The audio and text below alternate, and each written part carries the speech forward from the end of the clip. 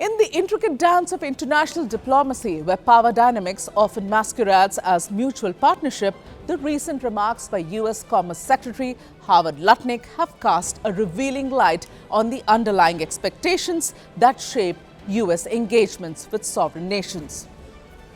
Lutnick's candid admission that a potential India-US trade deal collapsed because Prime Minister Narendra Modi refrained from making a personal call to President Donald Trump exposes a troubling pattern in America's foreign policy. Hello and welcome. I'm Megha Prasad and you're watching ABP Live.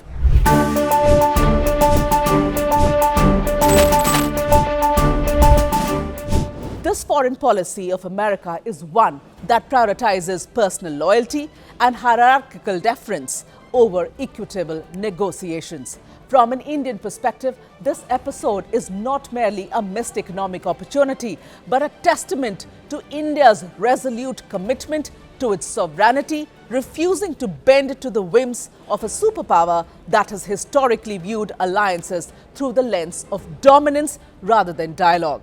Let us dissect Lutnick's statement. He said, and I quote, "I set the deal up, but Modi had to call President Trump. They were uncomfortable with it, so Modi didn't call," unquote. At its core, this reveals an assumption that global trade deals hinge not on policy merits, economic synergies, or shared interest, but on a ritualistic act of submission, a phone call from one leader to another, symbolizing acquiescence. From the United States, this appears to be the standard operating procedure. Leverage its economic might to extract concessions, often couched in the language of friendship, but enforced through implicit threats or conditional favors. India's refusal to partake in the charade underscores a fundamental principle that has defied our foreign policy since independence. No external power, no matter how influential, can dictate terms to us. We are not a client state. We are a sovereign democracy charting our own course in a multipolar world. This incident is emblematic of a broader critique of how the US interacts with its nations, particularly those in the global south. History is replete with examples where American diplomacy has blurred the lines between partnership and patronage. Consider the post-World War II era, when the Marshall Plan rebuilt Europe not just out of altruism, but to create a bloc of allies aligned against Soviet influence. Fast forward to 21st century and we see similar tactics in the trade negotiations. The US-Mexico-Canada agreement, successor to NAFTA, was renegotiated under Trump's administration with threats of tariffs and border closures, compelling Mexico and Canada to concede on key issues like dairy markets and automotive rules. Similarly, in dealings with China, the US has wielded tariffs as weapon, demanding intellectual property reforms and market access while framing it as fair trade.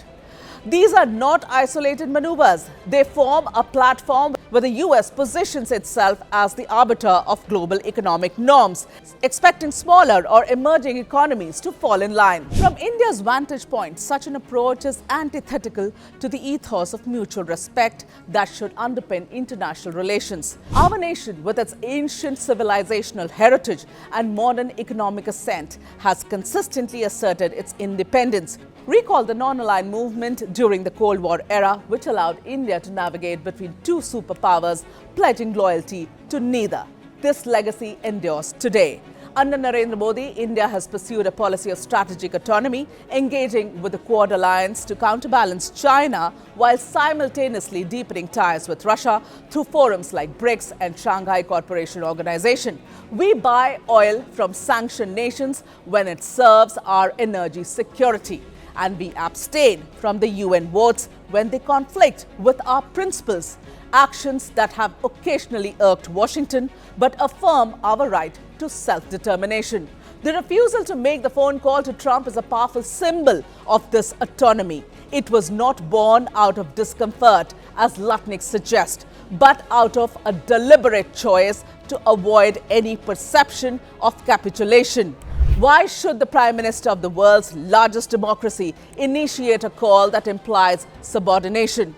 Trade deals should be forged on the anvil of equality, not personal egos. Had Modi dialed Trump, it might have smoothened the path for short-term gains, perhaps reduced tariffs on Indian exports or erased visa restrictions for our IT professionals. But at what cost? It would have set a precedent, signaling to the world that India could be pressured into performative gestures, eroding the hard-won respect we've earned on the global stage.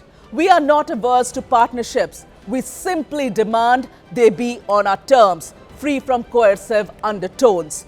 For us, a trade deal is not a zero-sum game won through arm twisting, but a collaborative effort that benefits all stakeholders. The difference was evident in the stalled India-US trade talks, where disputes over data localization, agriculture subsidies, and intellectual property rights reflected genuine policy divergences, not personal shifts.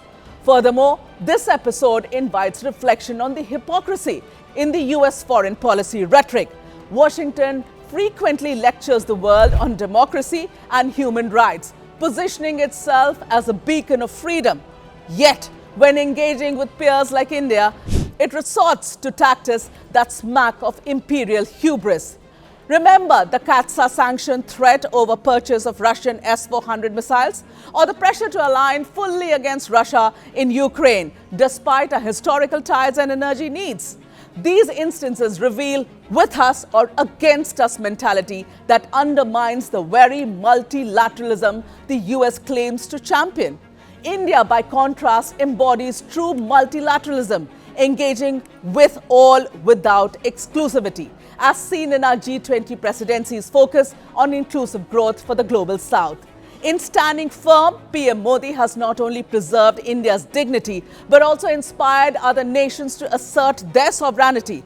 Countries like Brazil, South Africa, and Indonesia watch us closely, drawing lessons from our playbook.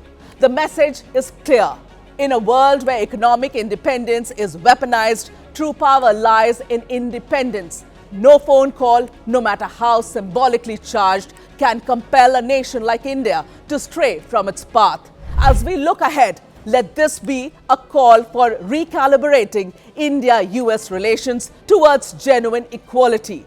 The potential for collaboration in technology, defense, and climate action is immense, but it must be built on respect, not expectations of deference. India will continue to decide its own destiny, unbowed and unyielding, proving that sovereignty is not negotiable. In the end, the trade deal's failure is not India's loss, but a reminder to the world: we bow to no one. Thanks for watching.